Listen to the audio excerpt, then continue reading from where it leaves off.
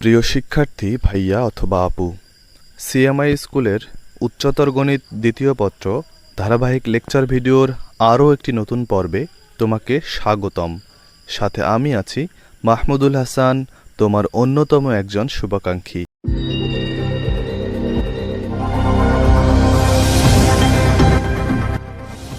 উপবৃত্তের math সলিউশনের আরও একটা গুরুত্বপূর্ণ পর্ব হতে যাচ্ছে আজকে আমরা খুব গুরুত্বপূর্ণ কিছু ম্যাথ নিয়ে এই পর্বটা সাজিয়েছি।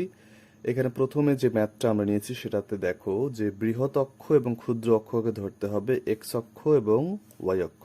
তার মানে আমার এইটা যদি অক্ষ ব্যবস্থা হয়, প্রশ্নে বলেই দিয়েছে এটা হবে বৃহৎ অক্ষ, এটা হবে ক্ষুদ্র অক্ষ, তার মানে আমি ধরে নিতে পারি উপবৃত্তটা হচ্ছে এরকম একটা উপবৃত্ত। তো এই উপবৃত্তের যেহেতু বৃহৎ অক্ষ এবং ক্ষুদ্র অক্ষ এক্স অক্ষ ওয়াই অক্ষ নিজেই, তার মানে নিঃসন্দেহে কেন্দ্র হবে মূল বিন্দুতে। সেক্ষেত্রে আমরা ধরে নিতে পারি উপবৃত্তের equation x square by a square plus y square by b square, এবং যেহেতু এক্স অক্ষ সে হচ্ছে বৃহৎ অক্ষ, সেক্ষেত্রে অবশ্যই এ গ্রেটার দেন এখানে বি আছে। আমাকে উপবৃত্তের সমীকরণ নির্ণয় করতে হবে, তবে তার জন্য ক্লু দেওয়া আছে যে উপবৃত্তটা এরকম 0, 1 বিন্দু দিয়ে যায় এবং সেই উপবৃত্তের উপকেন্দ্রিক লম্বের দৈর্ঘ্য হচ্ছে ক্ষুদ্র অক্ষের অর্ধেক। তো প্রথম ক্লু থেকে আমরা দেখতে পাচ্ছি যে এর উপকেন্দ্রিক লম্বের দৈর্ঘ্য হবে 2b স্কোয়ার বাই এ। এইটা ইজুকাল টু হবে ক্ষুদ্র অক্ষের অর্ধেক, অর্থাৎ হাফ অফ টোয়াইস বি। তার মানে এই টু যদি আমরা কেটে দেই এবং এখানকার বি এখানকার একটা বি যদি কেটে দেই, তাহলে আমরা বলতে পারবো এ ইজুকাল টু টোয়াইস বি। এটা একটা সমীকরণ হিসেবে থাকুক। আমরা আর একটা তথ্য এখানে দেখতে পাচ্ছি যে এই উপবৃত্তটা সেটা নাকি 0, 1 বিন্দু দিয়ে যাবে। তার মানে এক্স এর জায়গায় 0 by a square plus y এর জায়গায় 1 by b square is equal to 1 আমরা এখান থেকে লিখতে পারি। তার মানে বলতে পারতেছি b square is equal to 1। B স্কোয়ারের মান অলরেডি জানলাম, এখন আমার এ স্কোয়ারের মান জানলেই হয়ে যায়। তাহলে আমরা দেখতে পাচ্ছি আমরা 1 নং সমীকরণকে যদি বর্গ করি তাহলে পাবো a square is equal to 4b square. তাহলে a square is equal to 4 into b স্কোয়ারের মান এখন দেখলাম 1, তার মানে a square is equal to 4। এই যে স্কোয়ার এবং বি স্কোয়ারের মান পেলাম, সেটা যদি আমরা মেইন ইকুয়েশনে বসিয়ে দিই তাহলে পাবো x square divided by 4 plus y square divided by 1 is equal to 1। এটাই হচ্ছে আমাদের রিকোয়ার্ড ইকুয়েশন। প্রিয় ভাইয়া অথবা আপু, আমরা খুব সহজ একটা ম্যাথ দেখলাম। আমরা সিমিলার আর একটা ম্যাথ নিয়েছি যাতে আমরা ট্রান্সফরমেশনগুলো খুব সহজেই বুঝতে পারি এবং টেকনিকগুলো সম্বন্ধে ভালোভাবে আইডিয়া নিতে পারি। আমরা এখানে যে গুরুত্বপূর্ণ ম্যাথগুলো সলভ করে থাকি তার মূল উদ্দেশ্যই থাকে টেকনিকগুলো কিভাবে আগাতে হয় সেই জিনিসগুলো ভালোভাবে অবলোকন করা। দেখো, আগের অঙ্কের মতোই বৃহৎ অক্ষ এবং ক্ষুদ্র অক্ষকে এক্স অক্ষ এবং ওয়াই অক্ষ ধরতে হবে। এটা যদি অক্ষ ব্যবস্থা হয়, তার মানে উপবৃত্তটা নিঃসন্দেহে এরকম একটা উপবৃত্ত হবে। সেই উপবৃত্তের সমীকরণ নির্ণয় করতে হবে যার উৎকেন্দ্রিকতার মান দেওয়া আছে এবং উপকেন্দ্রিক লম্বের দৈর্ঘ্য 8 একক দেওয়া আছে। তো আমরা ধরে নিচ্ছি সমীকরণটা হচ্ছে x square by a square plus y square by b square is equal to 1, যেখানে এ গ্রেটার দেন বি। কেন এই সমীকরণটা লিখলাম, কেন কেন্দ্র 0, 0, আশা করি বুঝতেই পারছো। তাহলে আমরা দেখতে পাচ্ছি উপকেন্দ্রিক লম্বের দৈর্ঘ্য 8 একক দেওয়া আছে, সুতরাং 2b square by a is equal to 8। তার মানে এখান থেকে আমরা বলতে পারতেছি b square is equal to 4a। এটা একটা ইকুয়েশন হয়ে থাকুক। আর একটা তথ্য দেওয়া আছে উৎকেন্দ্রিকতা 1/3। আমরা জানি যে এ যখন বড় হয় e is equal to root over 1 minus b square by a square হয়। তাহলে আমরা যদি স্কোয়ার করে দেই এ স্কোয়ার মানে পাবো 1 minus b square by a square. তাহলে আমরা বলতে পারি b square by a square is equal to 1 minus e square. তাহলে b square by a square is equal to লেখা যাবে 1 মাইনাস ই স্কোয়ার মানে কত হবে 1/9। তার মানে b square is equal to লেখা যায় এ স্কোয়ার ইন্টু 8/9। আমরা বি স্কোয়ার মানে কি জানি 4a is equal to a square 8/9। তাহলে আমরা এখান থেকে একটা এ কাটা দিতে পারি এবং 4 দিয়ে 8কে ভাগ করলে 2, তার মানে এর মান আমরা এখান থেকে পাবো 9/2। এখন এই এর মান যদি আমরা এই সমীকরণে বসায় দেই তাহলে আমরা নিশ্চয়ই বি এর মান পেয়ে যাব। তার মানে b square is equal to 4 into 9/2, তার মানে b square is equal to 18। তার মানে আমরা এ স্কোয়ার এখান থেকে পাচ্ছি a square is equal to 81/4 এবং বি স্কোয়ারের মান এখান থেকে পাচ্ছি। তার মানে এ স্কোয়ার এবং বি স্কোয়ারের মান যদি আমরা এই সমীকরণে এখন বসিয়ে দেই তাহলে নিশ্চয়ই আমরা রিকোয়ার্ড ইকুয়েশনটা পাবো। তার মানে রিকোয়ার্ড ইকুয়েশনটা হচ্ছে x square by 81 divided by 4 plus y square divided by 18 is equal to 1। তার মানে আমরা আরেকটু ভালোভাবে লিখতে পারি 4x square divided by 81 plus y square divided by 18 is equal to 1। এটাই হচ্ছে আমাদের রিকোয়ার্ড আনসার। এই ম্যাথটাতে দেখো যে একটা উপবৃত্তের সমীকরণ নির্ণয় করতে হবে যার উপকেন্দ্র দুটির স্থানাঙ্ক হচ্ছে এরকম দুইটা বিন্দু এবং উপকেন্দ্রিক লম্বের দৈর্ঘ্য 3 একক দেওয়া আছে। তো আমরা যদি স্থানাঙ্ক ব্যবস্থা নিয়ে উপকেন্দ্র দুইটাকে অঙ্কন করার চেষ্টা করি তাহলে দেখা যাবে যে একটা বিন্দু হচ্ছে 10 বিন্দুতে আর একটা হচ্ছে -10 বিন্দুতে। তার মানে উপবৃত্তটা হবে এরকম এক্স অক্ষ বরাবর, কারণ আমরা জানি উপকেন্দ্রটাকে বৃহৎ অক্ষ নিতে হবে। তার মানে বৃহৎ অক্ষকে এক্স অক্ষ বরাবর রেখে আমাদের উপবৃত্তটা ড্র করতে হবে। তাহলে এই বিন্দুটা হচ্ছে 1,0 এবং এই বিন্দুটা হচ্ছে -1,0। এখন উপবৃত্তের সমীকরণ নির্ণয় করতে হবে। তো আমাকে প্রথমে ঠিক করতে হবে যে এর কেন্দ্রটা কোথায়। তাহলে আমাদের উপবৃত্তের অরিজিনাল ফরম্যাটটা হচ্ছে এরকম। এটা হচ্ছে উপবৃত্তের অরিজিনাল ফরম্যাট। আমাকে শিওর হতে হবে যে আলফা বিটার মানটা 0 কিনা। তো আমরা এই উপকেন্দ্র দুইটার মধ্যবিন্দু যদি বের করতে পারি সেটাই হচ্ছে উপবৃত্তের কেন্দ্র। কারণ উপবৃত্তটা যেখানেই যে অ্যাঙ্গেলেই থাকুক না কেন উপকেন্দ্র দুইটার মধ্যবিন্দুটা কেন্দ্র হবেই হবে।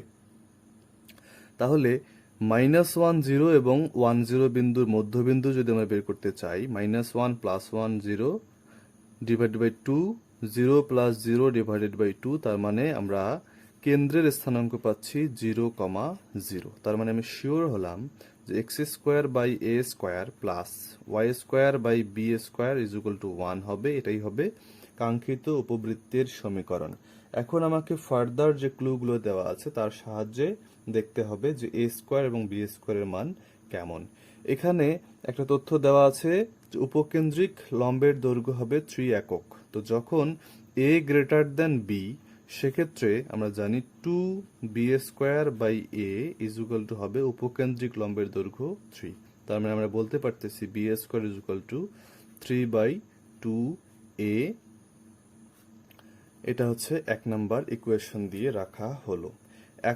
এখন এরপরে দেখো কেন্দ্র আমরা বের করেছি 0,0। আমরা জানি কেন্দ্র থেকে উপকেন্দ্রের দূরত্ব সেটাকে এ ই এভাবে লেখা যায় যখন এ বড়। যখন বি বড় হইতো তখন আমরা সেটাকে বিই এভাবে লিখতাম। যখন এ ই সেটাকে ই যদি বাদ দিয়ে লিখতে চাই তখন আমরা দেখেছিলাম এটাকে √স্কোয়ার মাইনাস বি স্কোয়ার এভাবে লেখা যায়। আর বিই যখন আমরা লিখতে চাই তখন বি স্কোয়ার মাইনাস এ স্কোয়ার এভাবে লেখা যায়। তার মানে যখন আমি ই এর মান জানবো তখন এইটা ব্যবহার করব, আর যখন ই এর মান জানবো না তখন সাধারণত এইটা ব্যবহার আমরা করে থাকি। এখন এই দূরত্বটা এটা হচ্ছে কেন্দ্র থেকে উপকেন্দ্রের দূরত্ব। তাহলে √স্কোয়ার minus b square is equal to হবে কেন্দ্র থেকে যে কোনো একটা উপকেন্দ্রের দূরত্ব। তাহলে 0 বিন্দু থেকে 10 বিন্দুর দূরত্বটা কত? অবশ্যই 1। তাহলে আমরা বলতে পারি স্কোয়ার করে দিয়ে square minus b square is equal to 1। তার মানে b square is equal to a square minus 1। তার মানে বি স্কোয়ার কেন আমরা লিখলাম? কারণ 3/2 a is equal to square minus one এভাবে লেখা যায়, তার মানে শুধুমাত্র এ থাকলো। অর্থাৎ এখান থেকে আমরা ক্যালকুলেশন করে লিখতে পারি 2 square minus 3a minus 2 is equal to 0। Middle term break করার পরে আমরা পাবো a মাইনাস 2 এবং twice a plus 1 is equal to 0। এখান থেকে এর মান পাওয়া যাবে 2 এবং এর মান পাওয়া যাবে মাইনাস হাফ, কিন্তু আমরা মাইনাস মানটা কখনোই নিব না, এর মানটা 2, এই মানটা আমরা অ্যাকসেপ্ট করব। এখান থেকে b square is equal to লেখা যায় 3/2 ইন্টু 2, তার মানে হচ্ছে 3।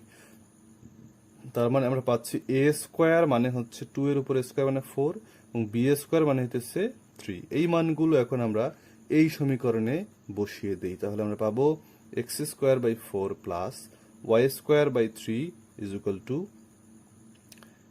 টু 1। তার মানে এটাই হচ্ছে আমাদের রিকোয়ার্ড ইকুয়েশন। এরপরে ম্যাথটা খেয়াল করে দেখো, একটা উপবৃত্তের সমীকরণ নির্ণয় করতে হবে, কিন্তু উপকেন্দ্র দুটের স্থানাঙ্ক এরকম দুটো বিন্দু। তো যেখানেই থাকুক না কেন আমরা প্রথমেই অক্ষরেখাটা ড্র করে উপবৃত্তটা কেমন হবে সে সম্বন্ধে একটা আইডিয়া নেব। তো -1 বিন্দু যদি এইটা হয় এবং 1 বিন্দু যদি এইটা হয়, তাহলে এই উপবৃত্তের বৃহৎ অক্ষটা হবে এরকম। তার মানে আমাদের আগের উপবৃত্তগুলোর মতন কিন্তু নয়। এইটা যদি বৃহৎ অক্ষ হয় তাহলে আমরা এইভাবে একটা উপবৃত্ত চিন্তা করতে পারি, যেখানে এগুলো হইতেছে উপকেন্দ্র। তাহলে বৃহৎ অক্ষ যেহেতু এবার এক্স বা ওয়াই কারোরই সমান্তরাল নয়, সেক্ষেত্রে আমাদের ওই বড় বড় যে 4টা সমীকরণ আছে, অর্থাৎ আমাদের x minus alpha whole square by a square plus y minus beta whole square by b square is equal to 1, এই সূত্র এখানে খাটবে না। In fact x square by a square plus y square by b square সেই সূত্রগুলো এখানে খাটবে না, কারণ এইখানে বৃহৎ অক্ষ এটা হচ্ছে এক্স বা ওয়াই কারোরই সমান্তরাল নয়, সেক্ষেত্রে আমাদের এই সূত্রগুলো এখানে খাটবে না। এখন আমাকে আমরা যখন এরকম কারোর সমান্তরাল না হয় তখন আমরা একদম দেয়ালে পিঠ থেকে গেলে আমরা চলে যাই কনিকের সাধারণ ইকুয়েশনে।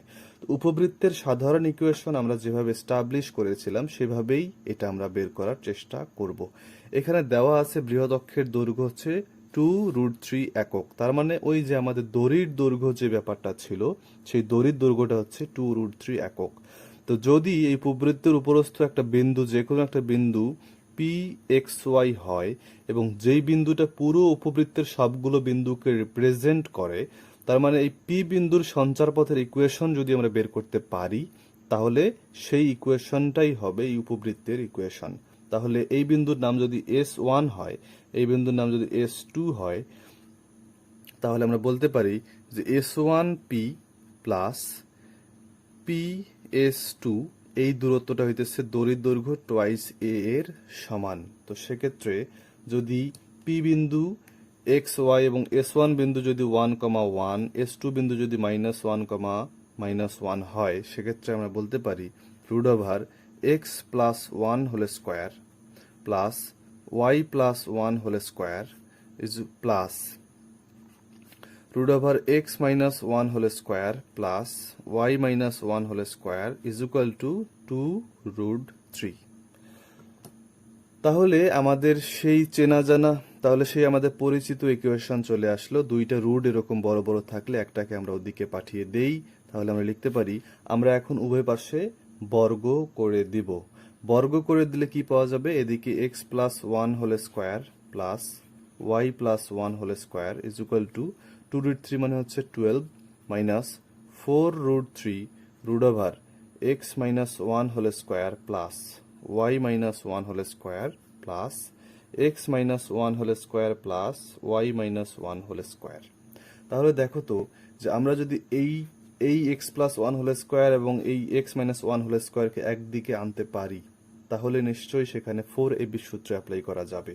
তাহলে আমরা x প্লাস 1 হোল স্কোয়ার এবং x মাইনাস 1 হোল স্কোয়ার এক পাশে রাখলাম, plus y plus 1 whole square minus y minus 1 whole square is equal to 12 minus 4√3 √x minus 1 whole square plus y minus one whole square. তাহলে এখান থেকে কি লেখা যায়, এই a plus b whole square a minus b whole square মিলে লেখা যায় 4 ইন্টু এক্স ইন্টু ওয়ান, তার মানে 4x plus a plus b whole square minus a minus b whole square মানে লেখা যায় 4 ইন্টু ওয়াই, তার মানে 4y is equal to 12 minus 4 root 3 root over x minus one whole square plus y minus one whole square.